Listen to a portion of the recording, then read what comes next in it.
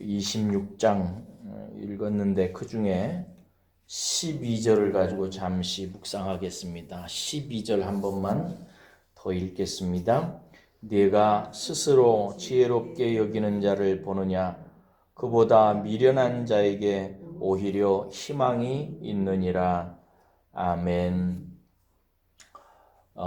여러분은 가장 어리석은 사람이 어떤 사람이라고 생각을 하십니까?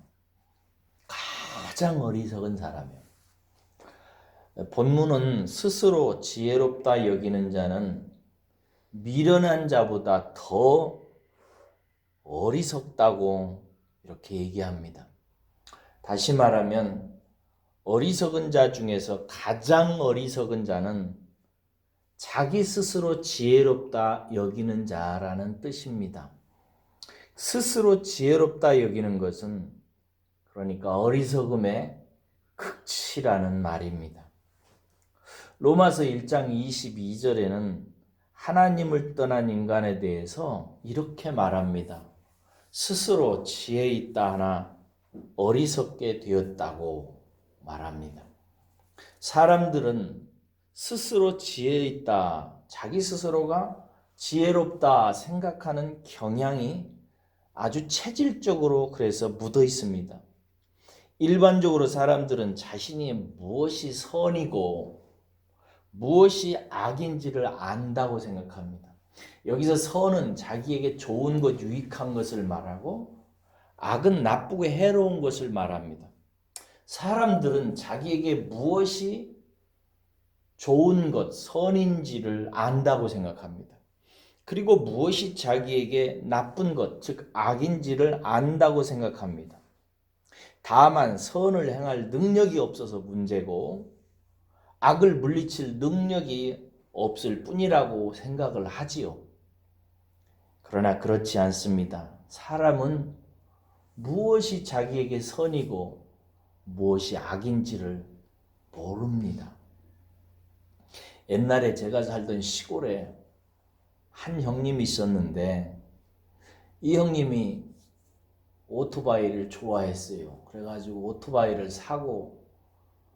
타고 나갔다가 그만 사고가 나가지고 한쪽 다리가 마비가 됐습니다. 고치지를 못하고.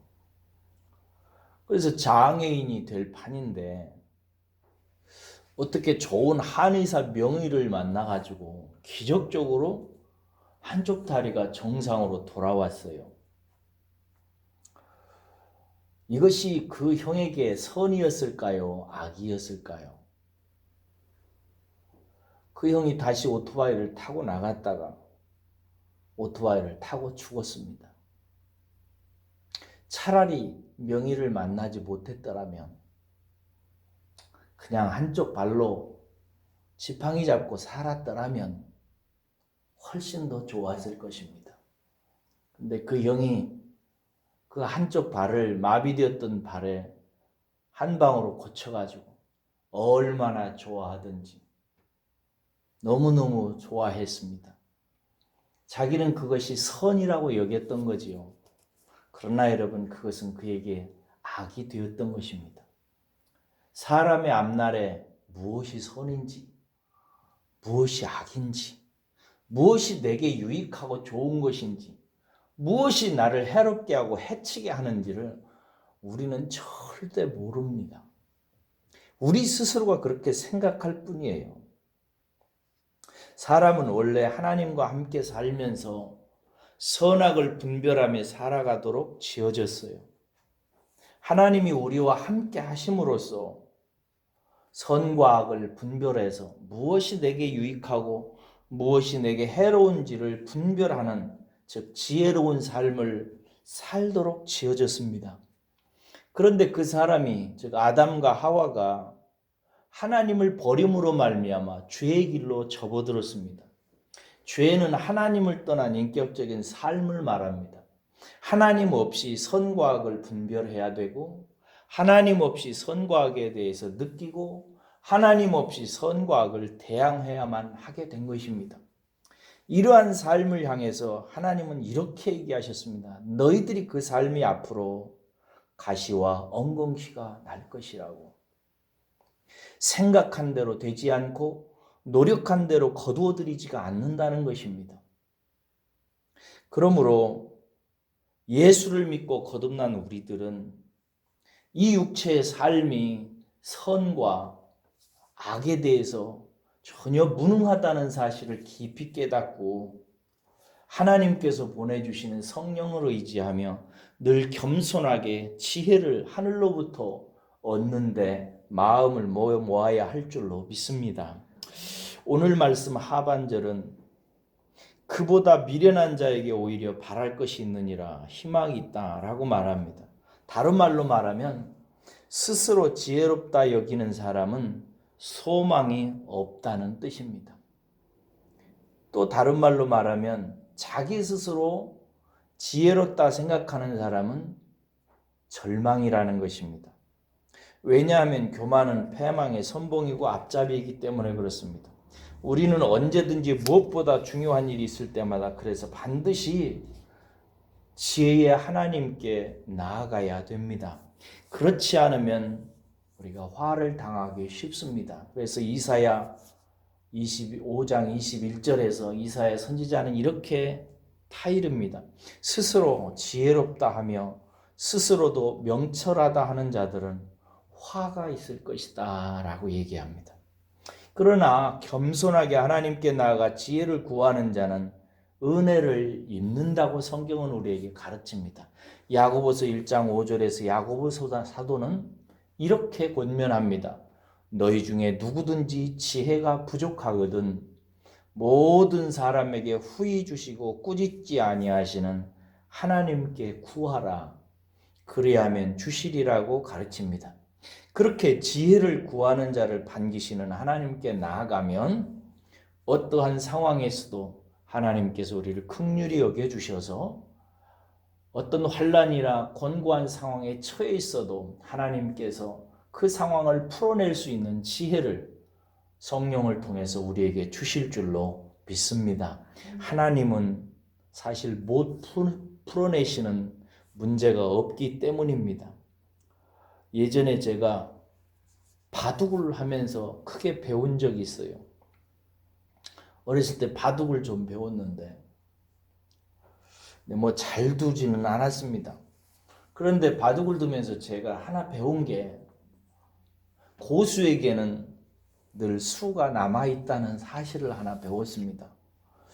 하루는 제가 제 친구하고 바둑을 두는데 초반에 망쳐버렸어요. 한 10대수 뒀는데 그만 한 수를 잘못 둬가지고 돌이킬 수가 없는 상황이 된 거예요. 이대로 가면 그냥 지는 거예요. 인생도 마찬가지예요. 한 수 잘못 두면 정말 인생 꼬입니다.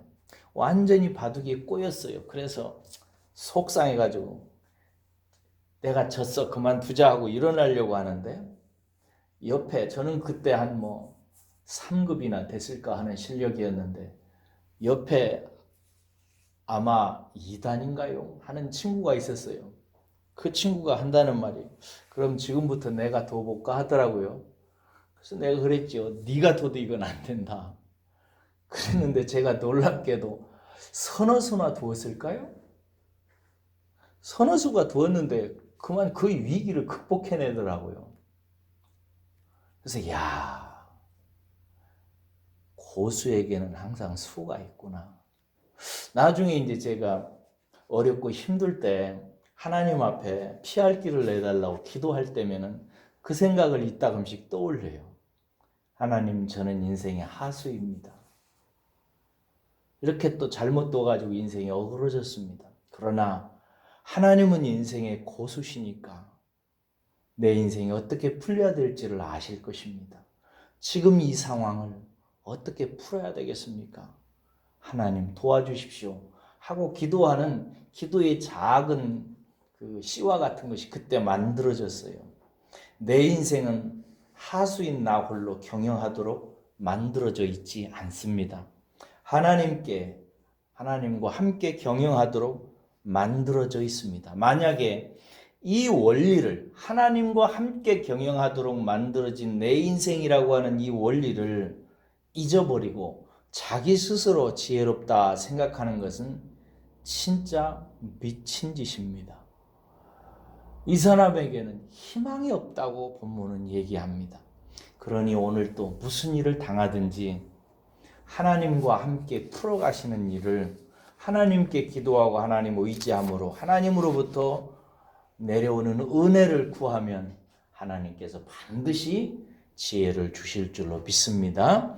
이거 생각하며 하나님 의지하는 마음으로 오늘 또 나와 내 가정 안에 하늘로부터 말미암는 지혜가 임하기를 하나님께 구하며 기도하시기를 바랍니다. 함께 기도합니다.